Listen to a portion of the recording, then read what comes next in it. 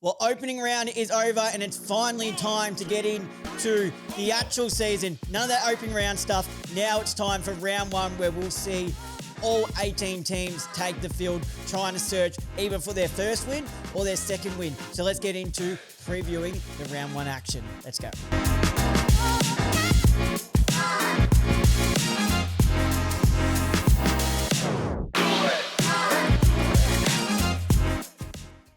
Hello, everybody, and welcome back to the Up the Guts podcast. Joining you as always is your host, Trent Alton, or as some of you might know me as Tricky. And yes, we're here to preview the round one action of the AFL. All teams will take part in this round, which is how opening round should be, but that's a topic for another day. Before we get into it, I have noted before that the Up the Guts had their own tipping competition running. So we've got 20 people a part of this tipping competition. So I thought I'd go ahead and have a look at least at the, let's say we'll go with the top 5 to top 8.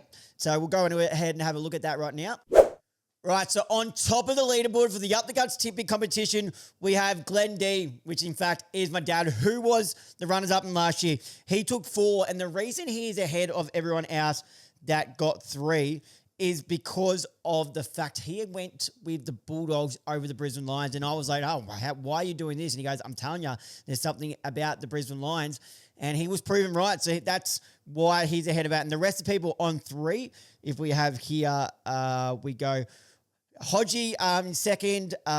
These are all the people on 3. And this is the order as follows. It's Hodgie, me, Big Pistol, Zach Della, who was last year's winner, Flynn Sinclair, I'm trying to figure out which, Adam Scaffy, Adam Brogdon, so the 2 Adams there, my brother Corey and Logan Kaufman all are on 3, and that's the order of Logan being in the 11th spot. So that's how the Up the Guts tipping competition is. The person who got the closest to the margin was Hodgie. He was 28 off it, so good start there from Hodgie, but let's now get into tipping for round one. All right, round one, the first match on Thursday night is the more traditional match that we normally have used to come known to open up the season, and it is Carlton v Richmond. Now, Carlton were very, very disappointing in opening round.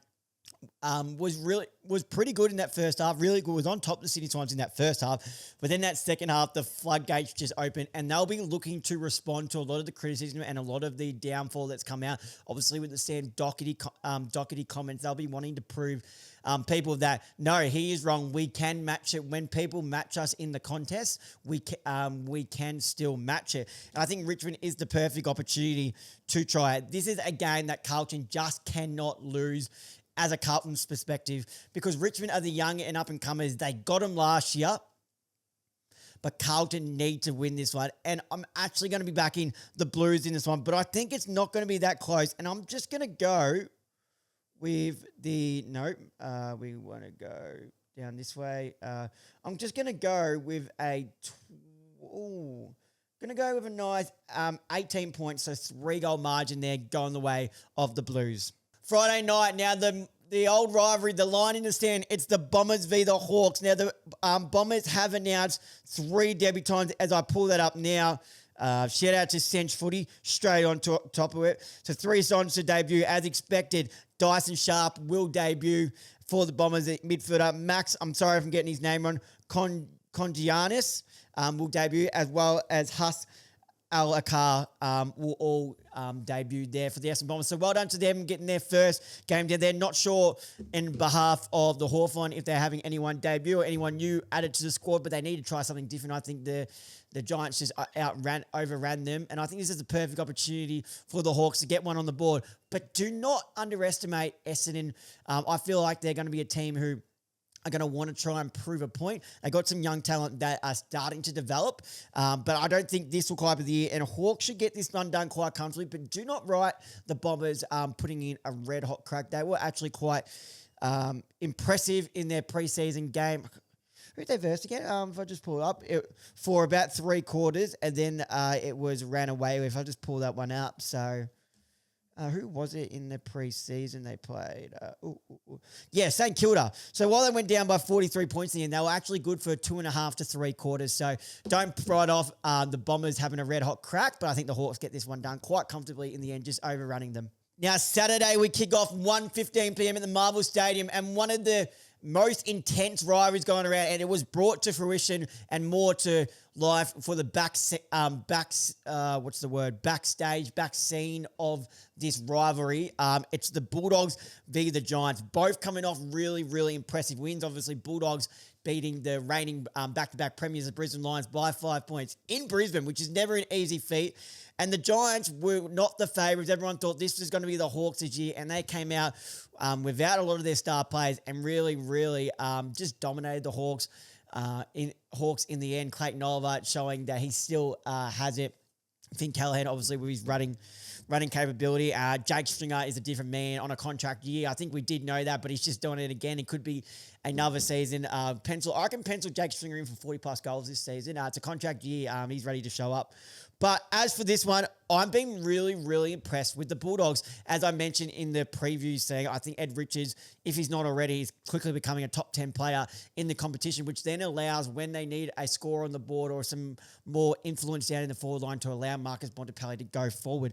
And I think at Marvel, we've seen how well the Bulldogs play Marvel. So I think the Dogs get this one done on Saturday over the Giants.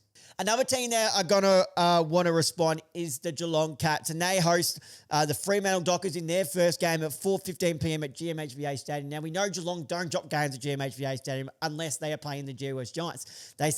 Giants somehow have this wood over them that they can beat them at GMHBA Stadium. And they're pretty much the only team that have been able to do it. But I'm really excited to see this Fremantle Dockers side, to see if this year finally they start to move the ball faster, because when they move the ball fast, they look really dangerous.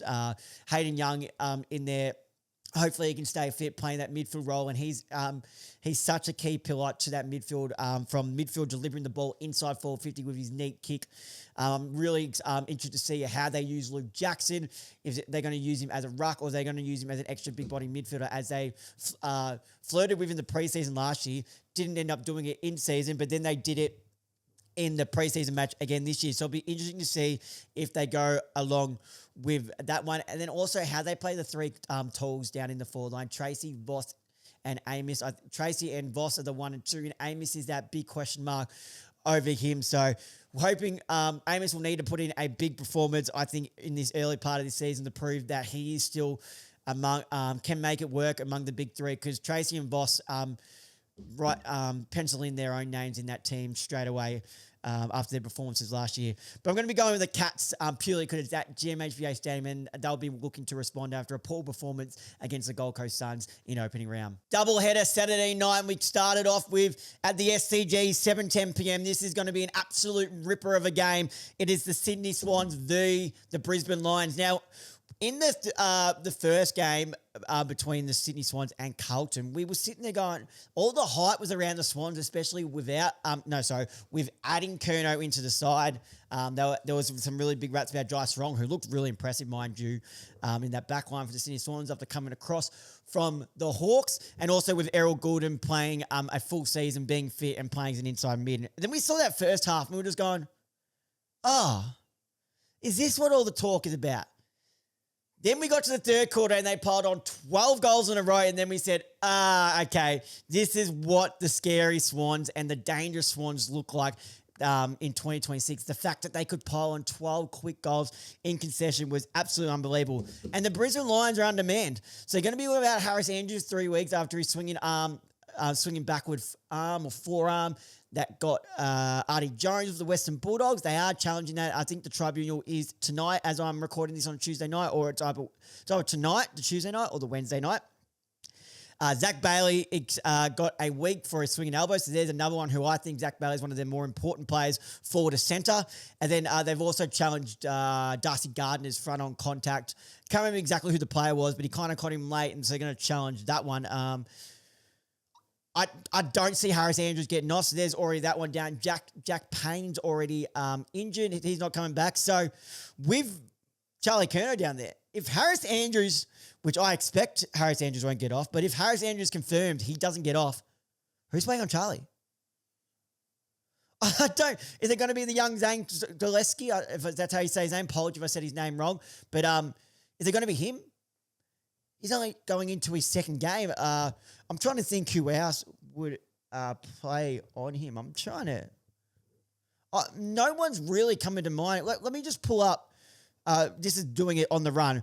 Who played in opening round in the back line that could go with Charlie Curnow for the Brisbane Lions? Because I don't think there is anyone. If we have a look here, marks, it's probably going to have to be Ryan Lester. And while Ryan Lester's a really good role play, I think Charlie Curnow can kick a bag on him and do it real easily. That's not undermining the workload and how much Ryan Lester is loved between the four walls at the Brisbane Lions, but I think Charlie Curnow can get it. So I think this win rides on if Harris Andrew gets off, because the Brisbane Lions will be wanting to respond after dropping the first game.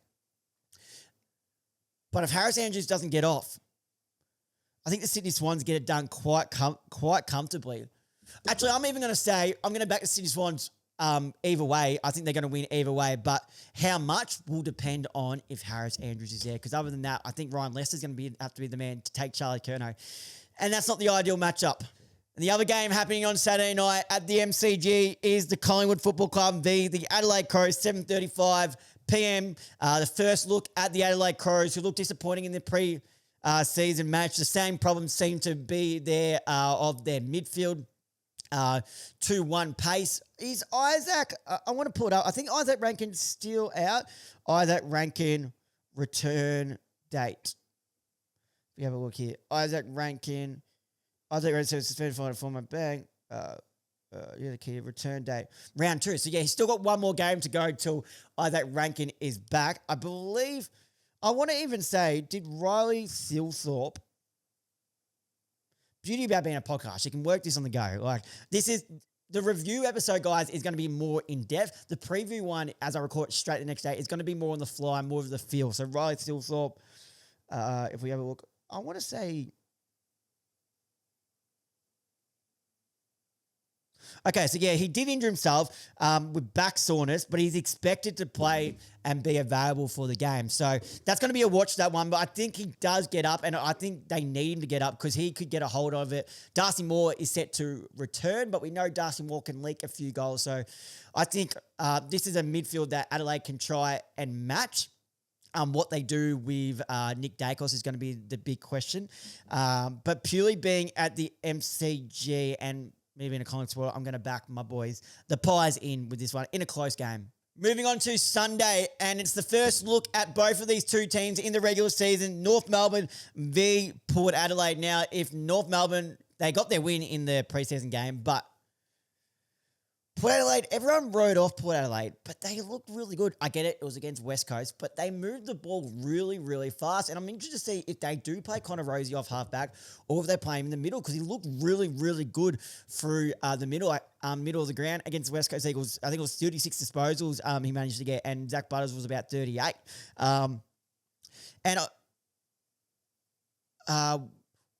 I don't see North really putting up much of a fight. Like, this needs to be the year that they show something, but I just don't see them doing it against Port Adelaide. I think their midfield is going to get bullied. LDU, Sheasel, and probably Powell. I think they're going to get bullied purely for the Zach Butt, the run of the toughness and run of Zach Butters, the run of Connor Rosie, and then Willem Drew. If LDU gets off the leash, he'll just sit on him.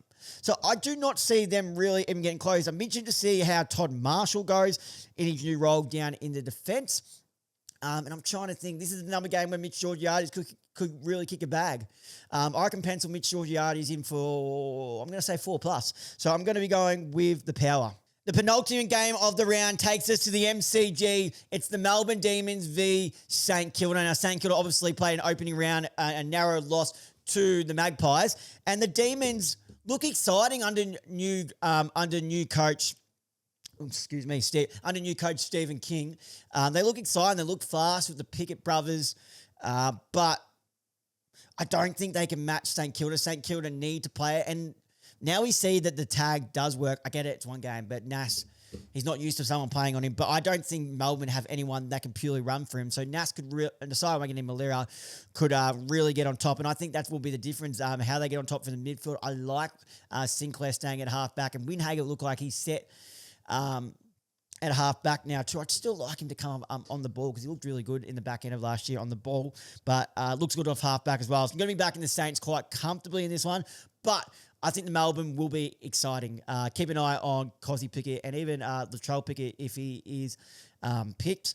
Two excitements there. And Caleb Windsor was really impressive in the preseason game, playing as a centre bounce midfielder now. With that outside run and speed, he'll be really impressive and another one to look out for in 2026 and especially in this game if he starts, if he starts in the centre bounce like he did in the preseason, he'll be one to watch. And the last game of the round, do we even bother talking about this one? We know what it's going to be. It's Gold Coast v West Coast at People First Stadium.